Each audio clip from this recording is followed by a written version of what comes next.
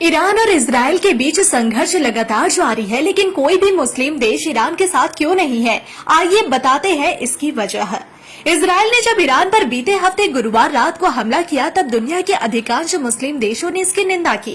Saudi अरब ने Iran को अपना भाई बताते हुए कहा कि इजराइल का हमला ईरान की संप्रभुता और सुरक्षा को कमजोर करता है और यह अंतर्राष्ट्रीय कानूनों का उल्लंघन है।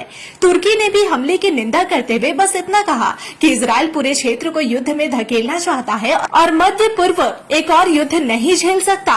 इसी तरह ईरान के पड़ोसी मुस्लिम देशों मिस्र, लेबनान और इराक जैसे देशों ने भी इजरायली हमले की निंदा की, लेकिन इजराइल के खिलाफ कोई खुलकर ईरान के साथ नहीं आया है। मुस्लिम देशों के संगठन इस्लामिक सहयोग संगठन ने भी इस संघर्ष पर कोई बयान जारी नहीं किया है। ईरान पर इजरायली हमले की निंदा करते हुए पाकिस्तान ने मुस्लिम देशों के आग्रह किया है कि वो एकजुट होकर ईरान का साथ दे। पाकिस्तान के रक्षा मंत्री ख्वाजा आसिफ ने सोमवार को ही कहा कि उनका देश दुनिया के मुस्लिम देशों को ईरान के समर्थन में एकजुट करने की कोशिश कर रहा है ताकि शांति कायम हो सके। पाकिस्तान के प्रधानमंत्री शहबाज शरीफ ने भी बुधवार को अंतर्राष्ट्रीय समुदाय से अपील की कि ईरान और इजराइल के बीच तुरंत सीज फायर होना चाहिए, नहीं तो क्षेत्र की बिगड़ती स्थिति न केवल मध्य पूर्व के लिए बल्कि पूरी दुनिया के लिए घातक साबित होगी। एक तरफ पाकिस्तान ईरान के लिए समर्थन दिखा रहा है और पूरी दुनिया के मुसलमानों को इजराइल के खिलाफ एक होने के लिए कह रहा है, तो वहीं दूसरी तरफ उसके सेना प्रमुख जनरल आसिम मुनीर इजराइल के सबसे बड़े समर्थक और सहयोगी अमेरिका के राष्ट्रपति डोनाल्ड ट्रंप से व्हाइट हाउस में मिल रहे हैं। इससे साफ पता चलता है कि पाकिस्तान किस हद तक ईरान के साथ खड़ा है। मंगलवार को 21 मुस्लिम देशों ने एक बयान जारी कर ईरान पर इजराइल के हमले की निंदा की।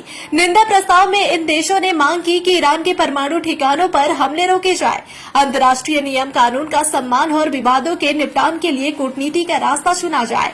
बयान जारी करने वाले देशों में सऊदी अरब, संयुक्त अरब अमीरात, कुवैत, तुर्की, मिस्र, Oman, Qatar, Kuwait, Sudan, Somalia, Pakistan, Brunei, Chad, Bahrain, Djibouti, Libya, Algeria जैसे देश शामिल है। मुस्लिम देशों ने बयान जारी कर इजराइल की निंदा तो कर दी, लेकिन कोई भी खुलकर ईरान के साथ नहीं आया। एक्सपर्ट्स का कहना है कि मुस्लिम देश ईरान के साथ होने का दिखावा कर रहे हैं और अगर कुछ देश चाहे भी तो मदद नहीं कर पाएंगे, क्योंकि उनके पास उतनी क्षमता नहीं है। मुस्लिम देशों को इस बात का भी डर है कि अगर वो ईरान के साथ आते हैं तो अमेरिका और इजराइल से उसकी दुश्मनी हो जाएगी, जो किसी भी तरह से उनके हित में नहीं है। मध्य पूर्व मामलों के जानकार फजलुर रहमान कहते हैं, इन देशों में इतना साहस नहीं है कि वो सीधे इजराइल को चुनौती दे। उनके बयान सुनिए, लेकिन वो कोई कदम उठाएंगे भूल जाइए। यह सिर्फ अपना चेहरा बचाने की कोशिश है। ये देश दिखाना चाहते हैं कि दुनिया में वो भी रहते हैं और इस तरह के मुद्दे पर बोल सकते हैं। ईरान एक शिया बहुल देश है। दुनिया के अधिकांश मुस्लिम देश सुन्नी मुसलमान है।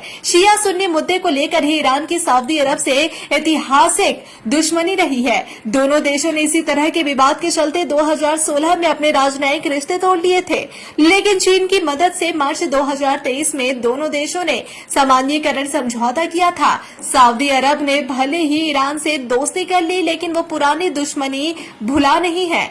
फजलुर रहमान कहते हैं, सऊदी अरब ने भले ही दिखावे की दोस्ती कर ली, लेकिन वो अपनी दुश्मनी भूल जाएगा। यह सोचना गलत होगा।